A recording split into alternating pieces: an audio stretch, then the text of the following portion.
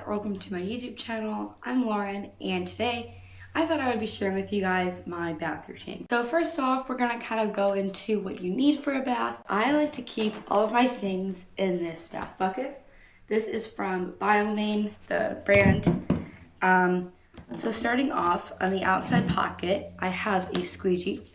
This is really good to kind of get all of the sort of water and excess water off of them at the end.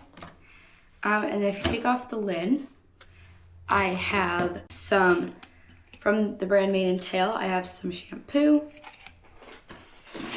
And then I've also got some conditioner from them. I honestly love their products because I think that they work really well on keeping Juno shiny, clean, and kind of just keeping him really conditioned. And then I've also got, the last of my products are some Mane and Tail Detangler Spray. I honestly think that this is really good. Like, if you give him a bath the day before a show, sometimes like before you go in the ring or while you're grooming up before your show, stuff is really good to put in their mane or tail. Or if their tail or mane is really tangly and you don't necessarily want them to, pull out a lot of hair, this can be really good to kind of help take out all of the knots. And then the two things in here that are not products that I have and these are really good for your bath. So first up, I've got a curry comb. This one is smaller and it just goes right on your hand. This is a curry comb like this, or any curry comb. Also like gel curry combs or even plastic ones. I wouldn't recommend metal ones necessarily, but something like this works really good on like massaging the soap into their hair, which I'll show you guys later. And then I also have a sponge. I would not recommend using the sponge to try to put the shampoo like into their coat, because it just does not work well because it doesn't really massage the suds into their hair. But I do like to use this for his face. A lot of times I'll just use water. Occasionally I'll use shampoo or something if it's looking really dusty. But because he doesn't have any blaze or star or any white mark on his face, it doesn't need bathed that often. But when it does, I just use water and a sponge. So those are what I keep in my bath bucket.